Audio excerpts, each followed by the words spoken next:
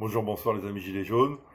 Alors suite à ma petite garde à vue express que j'ai raconté dans les vidéos précédentes, euh, je dois faire un tuto numéro 3 qui est le retour de flamme, le retour de bâton et donc qui est la plainte. Donc je me réserve effectivement à porter plainte contre X pour tentative d'empoisonnement au coronavirus. De fait, j'ai été confiné chez moi 23 heures sur 24, on va dire. Et le commissariat du 20e a jugé bon, en pleine période de confinement, de me convoquer et de me jeter dans les cellules dans lesquelles passe toute la cloche, tous les paumés de Paris, tous les petits voyous qui traînent dans la rue et qui passent, donc c'est pour un jour, 2 jours, quoi, tu vois, pour des gardes à vue. Et si tu veux, on s'échange les couvertures. Tu vois, ça pue et c'est comme ça qu'on a distribué la variole aux Indiens d'Amérique, tu vois, avec les couvertures. Et ils m'ont laissé marner là-dedans pendant 8 heures et après ils m'ont dit de rentrer chez moi. Tu vois. Donc là, vu apparemment le temps d'incubation de 15 jours, si dans les 15 jours j'attrape les symptômes ou si je suis testé du coronavirus, je porterai plainte contre X pour empoisonnement, tentative d'empoisonnement. D'accord? Parce que c'est pas possible, tu peux pas faire ça en plein confinement, c'est n'importe quoi. D'accord? Tu prends les gens, tu les sors de leur confinement, tu les fais tremper dans le bouillon et tu les renvoies chez eux. C'est, tu vois, leurs locaux, ils sont eux-mêmes hyper exigus, il y a aucune distanciation, ils sont côte à côte tout le temps, tu vois, c'est un bouillon de culture. Eux, ils sortent dehors, ils vont au contact des gens, ils prennent leurs papiers, tout ça, etc. Tu vois, ils font plein d'histoires, ils reviennent au commissariat avec des prisonniers, et il n'y a pas pire endroit dans la capitale que les cellules des commissariats. Tu vois, ce sont des foyers d'infection, ce sont des zones toxiques.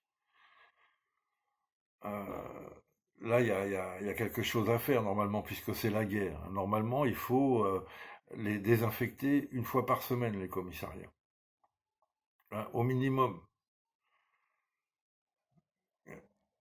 C'est pas possible autrement. Donc voilà, s'il m'arrive quoi que ce soit dans les 15 jours, je dépose une plainte. Bon, au-delà de ça, cette affaire est quand même assez intéressante puisque, comment dire, ils font la publicité eux-mêmes de cette vidéo que j'ai fait sur le marché de Belleville, hein, pour laquelle j'ai été donc placé en garde à vue. Et comment te dire, tu vois, même si le mouvement devait s'éteindre demain matin, il y a un rendez-vous le 6 novembre. Tu vois, c'est eux-mêmes qui ont envoyé comme au rugby, tu vois, ils poussent le ballon plus loin, tu vois. Le 6 novembre, donc, je serai convoqué au tribunal de Paris pour justifier de mes paroles sur le fait que la police crève les yeux et met des amendes. Ça, c'est un outrage. Donc, bah écoute, on viendra avec des témoins. Hein. Et donc, tu vois, ils ont relancé cette vidéo, ils auraient dû le laisser mourir, entre guillemets. Tu vois, une vidéo sur YouTube, sur Internet, ça disparaît à un moment, quoi. Là, non, tu vois, il la relance, lui refont de la pub, et ils nous donnent donc une tribune importante en novembre, où les choses auront beaucoup évolué, en plus, si tu veux, tu vois. Il y a déjà des avocats qui montrent l'illégalité des amendes pour confinement. Donc voilà, on démontrera que la vérité n'est pas un outrage. Ils crèvent les yeux et ils mettent des amendes. Hein, on en est à 800 000 amendes, je crois, pour le confinement. Bon, c'est voilà, affaire à suivre, évidemment, mais c'est bon, c'est plutôt bon pour nous, quoi. C'est ça, être militant ou activiste politique, si tu veux. Quand tu as l'occasion de saisir une tribune, c'est royal. Tu vois. Il faut accepter les risques, évidemment, et les conséquences, mais il faut porter la parole dans les tribunaux. C'est très important. Dans un sens, je sais pas comment te dire, il faut réussir donc toi, à marcher sur le fil, à pousser le bouchon assez loin pour que effectivement en face il pète un plomb et il te fasse un procès bidon. D'accord. Il faut pas que tu aies grand chose à te reprocher. Toi, là, j'ai vraiment pas grand chose à me reprocher. Et là, tu arrives à ton objectif qui est d'avoir une tribune au tribunal et d'affirmer la parole gilet jaune, si tu veux. C'est c'est la même technique, si tu veux, dans un sens que dans des marais, il y a on appelle ça des micro-organismes qui se reproduisent dans le ventre des oiseaux.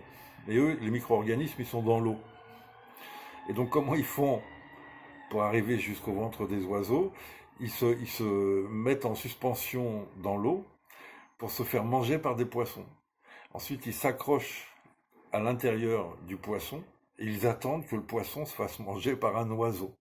Et là, quand l'oiseau mange le poisson, il s'accroche à l'estomac de l'oiseau et là, il peut pondre et ce qui va d'ailleurs faire, donc la progéniture va faire mourir l'oiseau et l'oiseau va retomber dans l'eau, évidemment, et donc libérer les micro-organismes et ça y est, quoi, c'est reparti. Et donc, c'est un peu ça, si tu veux.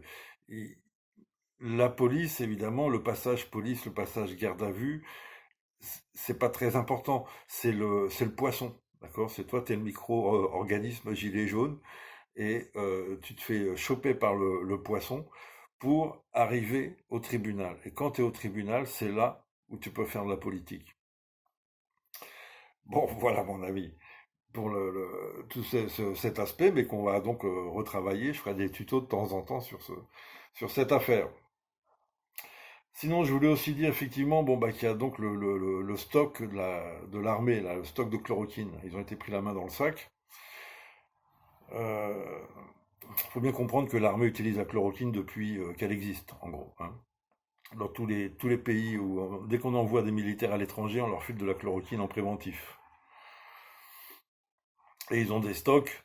Là, ils font que renouveler les stocks, mais ils ont des méga stocks. Tu vois. Donc en gros, ils avaient des stocks pour l'Afrique, et là, ils ont fait un stock pour la France. Et ce sont les médecins militaires, tu vois, qui sont à la recherche de l'efficacité. Donc, bon, mais ce qui est très intéressant dans cette affaire, évidemment, c'est le reporter citoyen, celui qui est le lanceur d'alerte, qui a pris un gros risque, mais qui a obligé l'armée à reconnaître les faits. Et là, chapeau, force et honneur, mon gars. Et ça, c'est très important. On a besoin que partout, les citoyens fassent ce travail. Il faut que les gens arrêtent de se taire, arrêtent de laisser passer. C'est fondamental, ça. Euh, je le dis aux policiers du 20e, je le dis à tous les policiers de Paris, nous avons besoin d'informations. Nous avons besoin d'informations sur la corruption, sur les ordres illégaux, sur les injustices. Nous avons besoin d'informations urgentes sur l'implantation des antennes 5G. La deuxième vague dont on vous parle dans les médias, ça va être la mise en œuvre des antennes 5G. D'accord? Ce coronavirus, c'est comme tous les virus saisonniers, il est en mode extinction. Il n'y aura pas de deuxième vague parce que c'est la chaleur qui empêche le développement du virus. Et par contre, la deuxième vague, quand tu vas voir des gens tomber, tu vois, là, les policiers, là, vous voyez pas de tombereaux de cadavres en ce moment. Vous comprenez pas ce que c'est que cette histoire de Corona Circus. Par contre, là, vous allez voir bientôt des gens tomber dans la rue et on va vous dire que c'est la deuxième vague. D'accord? Mais non, ça sera la mise en œuvre de la 5G. D'accord? Souviens-toi que c'est le maquis qui t'a parlé de ça. Donc nous avons besoin d'informations pour lutter contre ce système de corruption. Tout le monde voit ce que c'est que ce système de corruption. d'accord, qui détruit la France, qui détruit la société de l'intérieur, qui détruit tout ce qui touche. C'est pas compliqué. Même la police, elle est détruite par ce système de débiles mentaux, quoi. Et donc il faut lutter. Alors il y a pour les policiers, il y a vraiment le syndicat Vigie Intérieur, hein, qui est très sérieux, qui cherche de l'information, toujours de la data, du témoignage. Et mais nous aussi, hein, les gilets jaunes, je veux dire à la limite, s'il y a un syndicat du peuple, ce sont les gilets jaunes. Et si tu veux que ton information soit réellement exploitée, c'est aux gilets jaunes qu'il faut l'adresser. Voilà, nous voulons savoir sur quoi enquêter les 4 policiers qui ont été exécutés dans la préfecture de police, là, du préfet l'allemand. Nous voulons savoir sur quoi ils enquêtaient. On a besoin de cette information. La France a besoin de cette information. Hein, nous remarquons que depuis cette exécution, l'affaire Epstein est étouffée. À Paris, en France, c'est terminé. On a besoin d'informations. Sur quoi ils enquêtaient. Hein, vous êtes policier, c'est vous qui avez les informations, c'est pas nous.